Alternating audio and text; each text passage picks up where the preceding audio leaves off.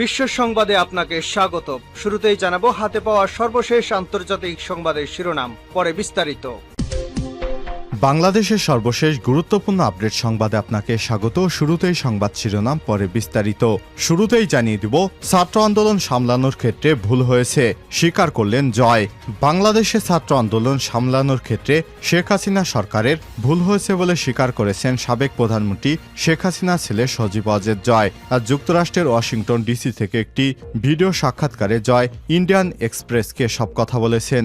সরকারের প্রথম থেকেই আন্দোলনকারীদের সঙ্গে সম্পৃক্ত হয়ে কোটার বিরুদ্ধে কথা বলা উচিত ছিল। এরপর জানিয়ে দিব, আগামী 15 আগস্ট মাঠ বিএনপির দখলে থাকবে বললেন বিএনপির মহাসচিব মির্জা ফখরুল ইসলাম আলমগীর। জানিয়ে দিব, জনতার হামলায় আওয়ামী লীগ নেতার মৃত্যু। শেখ হাসিনা সরকারের পতনের পর ঢাকার নবাবগঞ্জে বিক্ষুব্ধ জনতার হামলায় আহত আওয়ামী লীগ নেতা আব্দুস সামাদ মারা গেছেন। আজ ভোরে নিজ বাড়িতে তার মৃত্যু হয়। এবারে জানিয়ে দিব, ডিবি অফিসে যা যা ঘটল আনিসুল হক এবং সালমান এফ রহমানের সঙ্গে। নৌপথে পালানোর সময় মঙ্গলবার রাতে কোস্টগার্ডের হাতে গ্রেপ্তার হন শেখ হাসিনা সরকারের বেসরকারি শিল্প এবং বিনিয়োগ বিষয়ক উপদেষ্টা সালমান এফ রহমান এবং সাবেক আইনমন্ত্রী আনিসুল হক। এরপর পুলিশের মাধ্যমে একই দিন রাত 10টার দিকে রাজধানীর মিন্টো রোডে ডিবি কার্যালয়ে নেওয়া হয় তাদেরকে। সেখানে রাতভর তাদের সঙ্গে ঘটে নানান কাহিনী। এ বিষয়ে গুরুত্বপূর্ণ সংবাদ থাকবে বন্ধুরা। সম্পূর্ণ সংবাদটি জানতে ভিডিওটি না টেনে দেখতে থাকুন। এদিকে সাবেক আইজিপি এবং গোয়েন্দা প্রধানের বিরুদ্ধে মামলা করল বিএনপি। সাবেক পুলিশ মহাপরিদর্শক চৌধুরী আব্দুল আল মামুন এবং ডিএমপির সাবেক গোয়েন্দা প্রধান হারুনুর রশিদ সহ 31 জন পুলিশ কর্মকর্তার বিরুদ্ধে বিএনপির পক্ষ থেকে মামলা করা হয়েছে। এবং সর্বশেষ জানিয়ে দিব, সেন্ট মার্টিন থেকে 2 কেজি ক্রিস্টাল মেথড উদ্ধার, আটক 7। কক্সবাজারে সেন্ট মার্টিনে অভিযান চালিয়ে 2 কেজি ক্রিস্টাল মেথড বিপুল পরিমাণ বিদেশি মাদকসহ অন্তত 7 জনকে গ্রেপ্তার করেছে কোস্টগার্ড। বুধবার 14 আগস্ট দুপুরে কোস্টগার্ড সদর দপ্তরের মিডিয়া কর্মকর্তা লেফটেন্যান্ট কমান্ডার সাব্বির আলম সুজন কালবেলাকে বিষয়টি নিশ্চিত করেছেন। প্রিয় দর্শক, এতক্ষণ শুনছিলেন সংবাদ শিরোনাম, এবারে বিস্তারিত। তবে তার আগে বন্ধুরা অনুরোধ থাকবে সংবাদটিতে একটি লাইক দিন। আর বন্ধুরা, এই চ্যানেলে আপনি নতুন হয়ে থাকলে আমাদের সংবাদটি দেখতে দেখতে চ্যানেলটি সাবস্ক্রাইব করে রাখুন, যাতে করে আমাদের পরবর্তী লেটেস্ট আপডেট সংবাদগুলো সবার আগে আপনার কাছে পৌঁছে যায়। এবারে বিস্তারিত। ছাত্র আন্দোলন সামলানোর ক্ষেত্রে ভুল হয়েছে, স্বীকার করলেন জয়। ছাত্র আন্দোলনের ক্ষেত্রে বাংলাদেশের ছাত্রদের সঙ্গে শেখ হাসিনা সরকারের ভুল হয়েছে সব স্বীকার করলেন সাবেক প্রধানমন্ত্রী শেখ হাসিনার ছেলে সজীব ওয়াজেদ জয়। যুক্তরাষ্ট্রের ওয়াশিংটন ডিসি থেকে একটি ভিডিও সাক্ষাৎকারে জয় ইন্ডিয়ান এক্সপ্রেসকে বলেন, সরকারের প্রথম থেকেই আন্দোলনকারীদের সঙ্গে সম্পৃক্ত হয়ে কোটার বিরুদ্ধে কথা বলা উচিত ছিল। বুধবার প্রকাশিত এই সাক্ষাৎকারে জয় বলেন, আমি বিশ্বাস করি আমাদের সরকারের উচিত ছিল কোটার বিরুদ্ধে কথা বলা এবং বিষয়টি আদালতের উপর ছেড়ে দেওয়ার পরিবর্তে শুরু থেকেই আন্দোলনকারীদের সঙ্গে কথা বলা। আমাদের সরকার কোটা কমানোর জন্য সুপ্রিম কোর্টের আপিল করেছে, আদালত ভুল করেছে এবং আমরা কোটা চাই না বলে সবাইকে আশ্বস্ত করার সুপারিশ করেছিলাম, কিন্তু আমাদের সরকার সেটা শোনেনি এবং বিচার ব্যবস্থার উপরই বিষয়টি ছেড়ে দিয়েছিল। শেখ হাসিনার উপদেষ্টা জয় দাবি করে বলেছেন, শিক্ষার্থীদের এই আন্দোলন সহিংস হয়ে ওঠার পেছনে একটি বিদেশি গোয়েন্দা সংস্থার হাত ছিল। এ সময় তিনি বলেন, আমি দৃঢ়ভাবে বিশ্বাস করি যে একটি বিদেশি গোয়েন্দা সংস্থার পেছনে জড়িত ছিল, কারণ 15 জুলাই থেকে অনেক আন্দোলনকারীর কাছে আগ্নেয়াস্ত্র ছিল। গত 15 বছরে জঙ্গিবাদ নিয়ন্ত্রণে আমাদের সফলতার কারণে বাংলাদেশে আগ্নেয়াস্ত্র পাওয়া খুবই কঠিন। একমাত্র কোনো বিদেশি গোয়েন্দা সংস্থাই বাংলাদেশকে আগ্নেয়াস্ত্র পাচার এবং আন্দোলনকারীদের কাছে সরবরাহ করতে পারে। গত 5 আগস্ট বাংলাদেশ থেকে তার মায়ের চলে যাওয়ার 24 ঘন্টার মধ্যে বর্ণনা করে জয় বলেন, একদিন আগেও তিনি শেখ হাসিনাকে কেউই ভাবেননি যে পরিস্থিতি এত দ্রুত নিয়ন্ত্রণের বাইরে চলে যাবে। জয় আরও বলেন, মায়ের দেশ ছাড়ার কোনো ইচ্ছা ছিল না, তিনি পদত্যাগ করতে যাচ্ছিলেন। রাষ্ট্রপতির কাছে পদত্যাগপত্র জমা দেবেন এবং জনগণের উদ্দেশ্যে একটি ভিডিও বার্তায় এই ঘোষণা দেবেন। তিনি বিবৃতির খসড়া তৈরি করেছিলেন এবং সেটি রেকর্ড করার প্রস্তুতি নিচ্ছিলেন।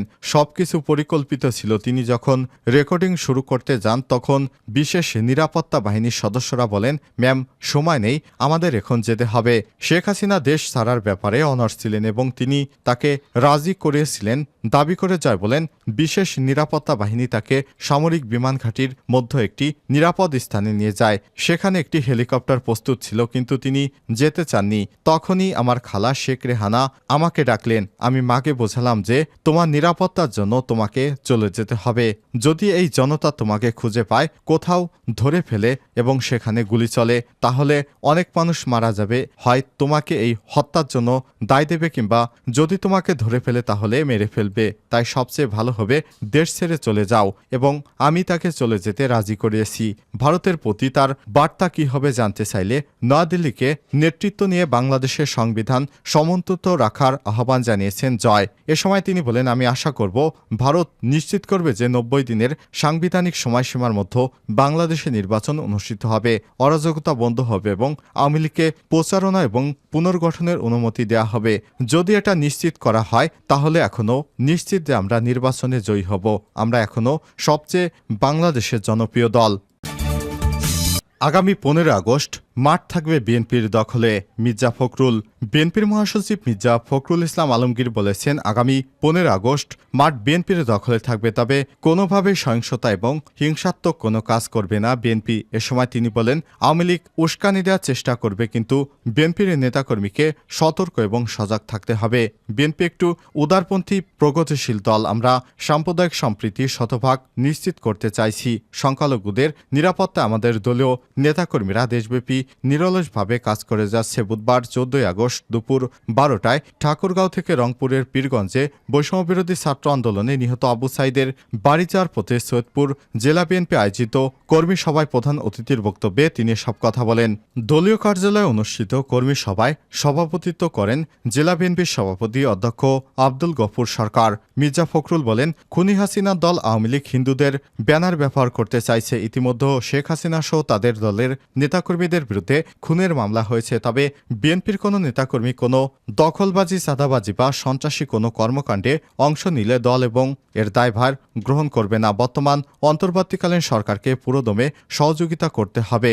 রাষ্ট্র সংস্কার করার সময় দিতে হবে। সাধারণ সম্পাদক শাহিন আক্তারের সঞ্চালনায় অন্যদের মধ্যে বক্তব্য দেন জেলা বিএনপির সহসভাপতি শফিকুল ইসলাম জনি, সাবেক এমপি আলহাজ শওকত চৌধুরী, সাংগঠনিক সম্পাদক আনোয়ার হোসেন প্রামাণিক, এম এ পারভেজ লিটন, যুগ্ম সাধারণ সম্পাদক এরশাদ হোসেন পাপ্পু, বিএনপি নেতা শামসুল আলম প্রমুখ। জনতার হামলায় আওয়ামী লীগ নেতার মৃত্যু। শেখ হাসিনা সরকারের পতনের পর ঢাকার নবাবগঞ্জে বিক্ষুব্ধ জনতার হামলায় আওয়ামী লীগ নেতা আব্দুস সামাদ মারা গিয়েছেন। বুধবার 14 আগস্ট ভোরে নিজ বাড়িতে মারা যান তিনি। নিহত আব্দুস সামাদ উপজেলা বান্দুরা ইউনিয়নের সৈয়দপুর গ্রামের ফালু ফকিরের ছেলে। তিনি বান্দুরা ইউনিয়ন কৃষক লীগের সাবেক সভাপতি এবং বান্দুরা ইউনিয়ন পরিষদের 3 নম্বর ওয়ার্ডের ইউপি সদস্য। নিহতের ভাতিজা আব্দুল হালিম বলেন, শেখ হাসিনা সরকারের পতনের পর এভাবে তাকে হামলা করে রক্তাক্ত করে ফেলে রেখে তারপর চলে যায়। এরপর তাকে হাসপাতালে ভর্তি করা হলে তিনি মারা যান। এ সময় তিনি বলেন, হামলাকারীরা চলে গেলে চাচাকে নবাবগঞ্জ উপজেলা স্বাস্থ্য কমপ্লেক্সে নেওয়া হলে চিকিৎসক রাজধানীর মিটফোর্ড হাসপাতালে পাঠান। সেখান থেকে স্কয়ার হাসপাতালে ভর্তি করি। 1 সপ্তাহ আইসিইউতে থাকার পর মঙ্গলবার রাতে তাকে নিজ বাড়িতে আনা হয়। বুধবার ভোরের দিকে তিনি মারা যান। আব্দুস সামাদের ছেলে আনোয়ার হোসেন তিনি জানিয়েছেন, গত 7 দিন বাবাকে বাঁচানোর অনেক চেষ্টা করেছি। আমার কোনো অভিযোগ নেই। সর্বাত্মক বিচারক মহান আল্লাহ তাআলা, তিনি এর বিচার করবেন। নবাবগঞ্জ থানার ওসি মোহাম্মদ শাহজালাল বলেন, বর্তমান অবস্থায় পুলিশের সেবা সীমিত। আপাতত জিডি এবং অভিযোগ গ্রহণ করছি, তবুও এই ঘটনার খোঁজ নেওয়া হবে। ডিবি অফিসে যা যা ঘটল আনিসুল হক এবং সালমান এফ রহমানের সঙ্গে। নৌপথে পালানোর সময় মঙ্গলবার রাতে কোস্টগার্ডের হাতে গ্রেপ্তার হন শেখ হাসিনা সরকারের বেসরকারি শিল্প এবং বিনিয়োগ বিষয়ক উপদেষ্টা সালমান এফ রহমান, সাবেক আইনমন্ত্রী আনিসুল হক। এরপর পুলিশের মাধ্যমে একই দিন রাত 10টার দিকে রাজধানীর মিন্টো রোড ডিবি কার্যালয়ে নেওয়া হয় তাদেরকে। সেখানে রাতভর তাদের সঙ্গে ঘটে নানান ঘটনা কাহিনী।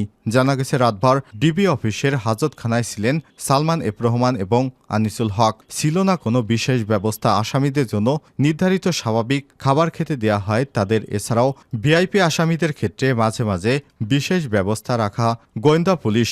এখন কখনো পরিবারের থেকে পাঠানো খাবার খেতে দেওয়া হতো, বিছানায় ঘুমাতে দেওয়া হতো, কিন্তু সালমান এফ রহমান এবং আনিসুল হকের ক্ষেত্রে সবকিছুই হয়নি। অন্য আসামিদের মতো হাজতের মেঝেই ঘুমাতে হয় তাদের। এদিকে হেভিওয়েট আসামি গ্রেপ্তারের পর মঙ্গলবার রাতে ডিবি অফিসের মধ্যে ছিল রুদ্ধশ্বাস অবস্থা। অবস্থা। আসামিকে কখন কোথায় আনা হচ্ছে, কি করা হচ্ছে, অধিকাংশ কর্মকর্তাই তা জানতে পারেননি। হাতে কোনো দু একজন কর্মকর্তা মামলা এবং আইনি প্রক্রিয়া দেখভাল করেছেন। ডিবির কর্মকর্তারা গণমাধ্যমকে জানিয়েছেন, মঙ্গলবার রাতে ডিএমপির কমিশনার সহ দু একজন কর্মকর্তা ডিবি অফিসে আসেন, তবে প্রথাগত কোনো জিজ্ঞাসাবাদ হয়নি। দুপুরে আদালতে নিয়ে তাদের রিমান্ড চাওয়া হবে। সূত্র বলছে, সালমান এফ রহমান এবং আনিসুল হকের গ্রেপ্তারি মামলায় 7 দিনের রিমান্ড চাইবে পুলিশ। ডিবি সূত্র বলছে, বুধবার দুপুরে তাদের সিএমএম কোর্টে তোলা হবে। কোটা সংস্কার আন্দোলন ঘিরে বিক্ষোভকারীদের উপর পুলিশের অতিরিক্ত বল প্রয়োগ এবং নির্বিচারে গুলি চালানোর ইন্ধনদাতা হিসেবে তাদের হাত রয়েছে বলে মনে করছে পুলিশ। সাবেক আইজিপি গোয়েন্দা প্রধানের বিরুদ্ধে মামলা করল বিএনপি। সাবেক পুলিশ মহাপরিদর্শক চৌধুরী আব্দুল্লাল মামুন, ডিএমপির সাবেক গোয়েন্দা প্রধান হারুনুর রশিদ সহ 31 জন পুলিশ কর্মকর্তার বিরুদ্ধে বিএনপির পক্ষ থেকে মামলা করা হয়েছে। বিএনপির মিডিয়া উইংয়ের সদস্য সাইরুল কবির খান বৃহস্পতিবার এসব তথ্য নিশ্চিত করেছেন। সাবেক পুলিশ কর্মকর্তা সালাউদ্দিন খান বাদী হয়ে মামলা করেছেন। সালাউদ্দিন খান বর্তমানে বিএনপির পুলিশ এবং মামলা সংক্রান্ত নানা দিক দেখভাল করছেন।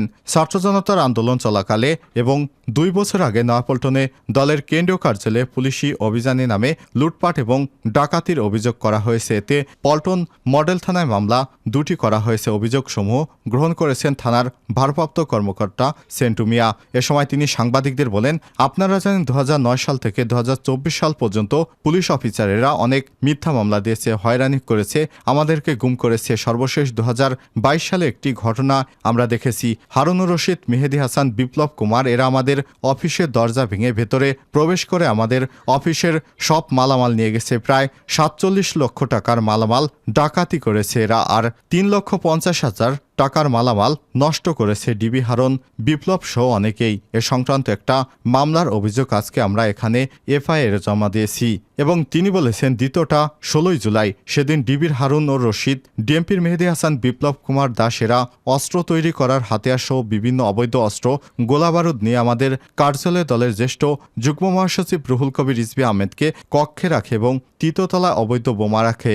একটা নাটক সাজিয়ে তারা বিভিন্ন জিনিসপত্র চুরি করে নিয়ে যায়। এই যে তারা পুলিশ কর্মকর্তা অবৈধ অস্ত্র, গোলাবারুদ এবং বোমা রাখলো এবং কার্যালয়ের বাইরে বোমা বিস্ফোরণ ঘটিয়ে ভয়ভীতি দেখালো, তার একটি অভিযোগ নিয়ে আমরা এসেছি। আমরা ডিউটি অফিসার এসআই মিজানুর রহমানের সঙ্গে কথা বলেছি। পরে ওসি সেন্টু মিয়া অভিযোগগুলো গ্রহণ করেছেন।